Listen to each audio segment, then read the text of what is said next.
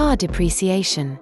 Over time your car will lose value, usually due to factors such as added mileage, wear and tear, desirability, particularly when newer models are released. Engine type, for instance, diesels, now out of favor, are suffering greater losses in value, and general aging.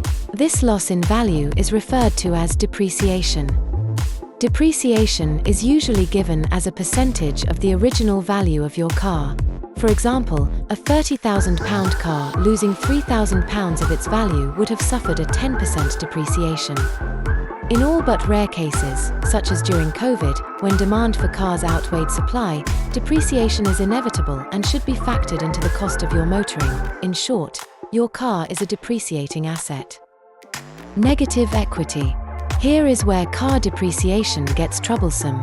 When your car depreciates at a faster rate than your finance repayments cover, such as PCP or HP repayments, then you could be in negative equity, meaning your car is worth less than the amount outstanding that you owe on finance. Example: a new Tesla Model Y retails for £52,000, however, due to depreciation of 19.9%, after 1 year of ownership its resale value is approximately £42,000, a loss of £10,000. At the same time, monthly repayments on the car might be £500 per month, meaning that in the same year, you'll have repaid £6,000, leaving a balance on the car of £46,000. The result? You have a car worth £42,000 that you still owe £46,000 on.